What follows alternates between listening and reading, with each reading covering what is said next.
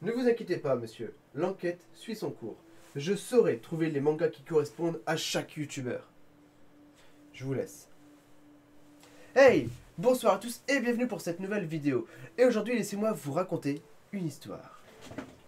Donc tout d'abord, pourquoi j'ai un costard vert? Alors je l'avais acheté pour la Saint-Patrick, mais ma soirée a été annulée à cause du virus, voilà, et donc faut que je le rentabilise parce que sinon j'ai acheté un costume pour rien.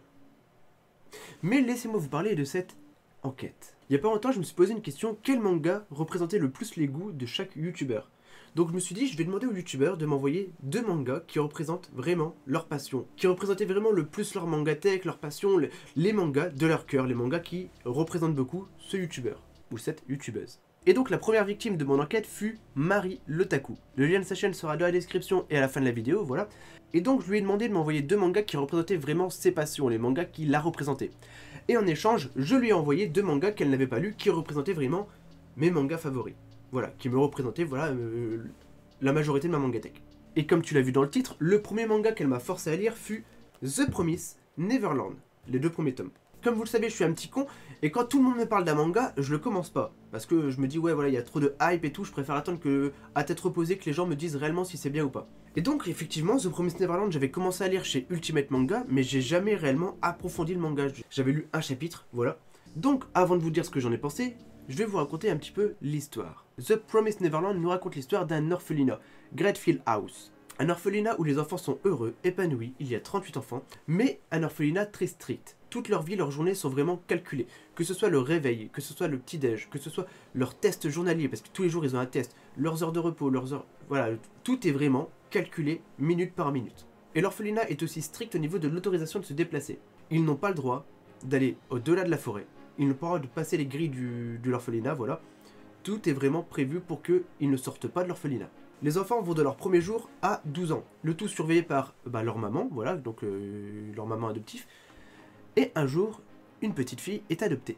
Rien d'exceptionnel, Connie, 6 ans, se voit adoptée et donc part à la grille avec leur maman. Mais Connie a oublié sa peluche favori.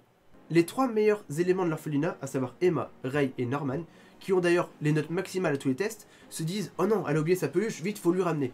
Mais c'est interdit d'aller à la grille, surtout si la maman est là. Donc voilà, il se dit « C'est pas grave, on va y aller discrètement avant qu'elle parte, au moins on lui rendra sa peluche ».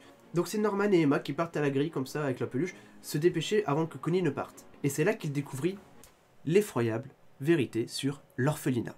Alors je vais pas trop vous spoiler, mais en résumé, ils retrouvent Connie morte, décédée, assassinée. C'est des synonymes, mais bon. Et ils vont découvrir que l'orphelinat, en réalité, est un centre d'approvisionnement d'enfants dans le but de marchandises comme ça, ou de fournitures. Voilà, les enfants sont une marchandise. Et quoi qu'il arrive, tous les enfants seront livrés tôt ou tard à des êtres malfaisants. Ils n'ont donc pas le choix et prennent la décision de créer un plan d'évasion pour s'échapper avec tous les enfants, sans que leur mère ne s'en rende compte. Voilà pour le speech, pour l'histoire de The Promised Neverland. Alors déjà, j'ai adoré.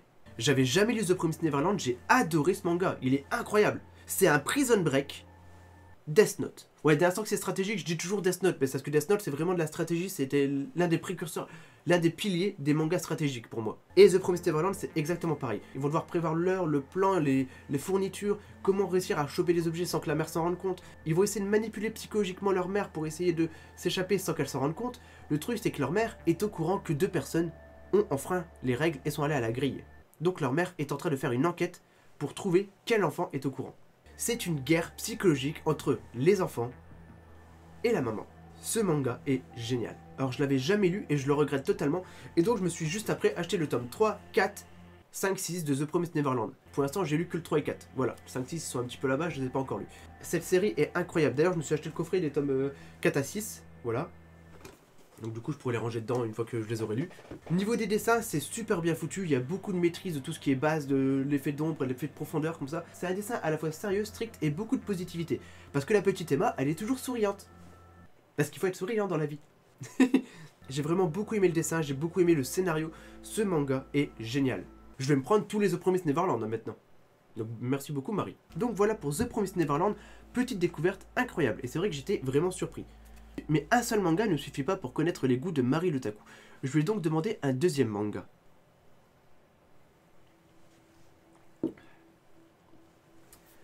Dans ma carrière d'inspecteur, ma longue carrière d'inspecteur de un jour, c'est ma première enquête, hein, ok. Je m'attendais pas à découvrir des mangas à la fois originales. Salut Morphine. Des mangas à la fois structurés, des mangas à la fois réfléchis, comme The Promised Neverland. Le deuxième manga m'a surpris. Et pour une fois, je dirais à la fois du bien et du mal d'un manga. Le deuxième manga, c'est Somali, l'esprit de la forêt. Tu sais que je dois te bouger, Morphine. Laisse-moi dans mon enquête. C'est une enquête hautement sérieuse, Morphine. Respecte mon autorité. Somali, l'esprit de la forêt est un manga qui m'a déçu. Mais pour des mauvaises raisons. Je vous explique. J'étais incroyablement pris par The Promised Neverland. Le manga est à la fois intriguant, prenant, voilà. J'étais à fond dans The Promised Neverland. C'est un manga qui est plein d'énergie, plein de suspense. J'étais complètement dans le manga. Je me suis retrouvé juste après à Somali, l'esprit de la forêt, un manga très calme. Somali, l'esprit de la forêt, nous raconte l'histoire d'un golem. Un golem, esprit de la forêt. Et ce golem rencontre une petite fille humaine. Les humains ayant quasiment disparu de la Terre, car dans ce monde, hommes et monstres ont essayé de cohabiter, mais ont fini par se détruire, s'autodétruire. Ce qui fait qu'il reste quasiment que des monstres, et malheureusement il n'y a pas beaucoup d'humains. Ce démon va donc partir à l'aventure avec cette petite fille à travers le monde pour rechercher des humains. Cette petite fille qui s'appellera Somali. C'est donc un manga fantastique où on va croiser des monstres, on va croiser des tribus, des espèces, des sorcières, on va croiser beaucoup de découvertes, beaucoup de floraisons, beaucoup de faune, voilà. C'est un manga très contemplatif. On va découvrir comment vit, comment fonctionnent les différentes espèces de ce monde, et surtout on va essayer de retrouver des humains pour que Somali puisse vivre heureuse. La petite touche stressante, c'est que le golem vit 1000 ans. Un golem, ça vit 1000 ans, point barre. Et le golem présent dans ce manga a 999 ans. Donc il lui reste 1 an pour trouver des humains, pour que Somali puisse vivre avec des êtres de son espèce, voilà.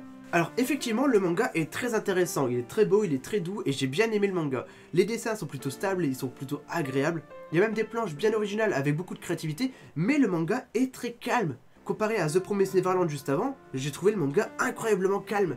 Et en fait, c'est une comparaison qui fait que j'étais déçu du manga. C'est vraiment la comparaison qui a fait que j'ai été déçu. En vrai, le manga est très très bien.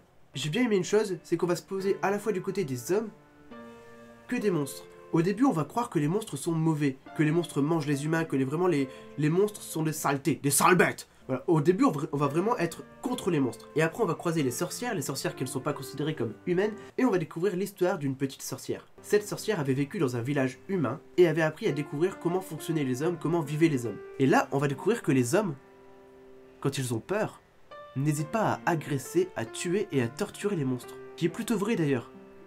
L'homme, quand il a peur, n'hésite pas à sortir les fourches, à sortir les lances comme ça, à agresser, à tuer. La peur chez l'homme, ça signifie l'agression. On préfère attaquer pour se défendre. Et donc on va découvrir que les hommes, c'est des saloperies. Et donc au final, qui est le gentil dans l'histoire? Est-ce que c'est les monstres ou les hommes?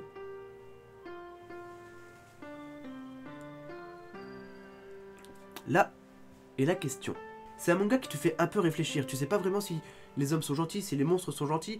Qui est en tort? Sachant que le golem fait partie des monstres, mais il est gentil parce qu'il s'occupe de Somali. Et la fille est une humaine, mais elle est gentille parce qu'elle est encore innocente, elle apprend à connaître les monstres comme ça. C'est un manga très fantasy, assez beau, doux et assez contemplatif. Dans le sens où on découvre des paysages, des monstres comme ça.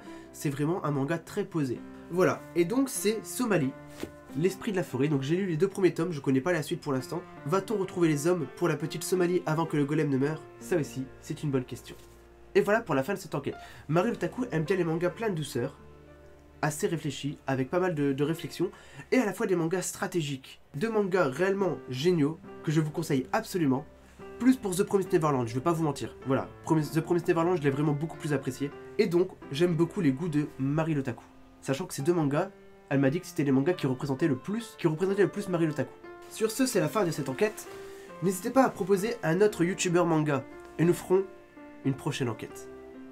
C'était Jérôme JDMP, Inspecteur Manga. À la prochaine.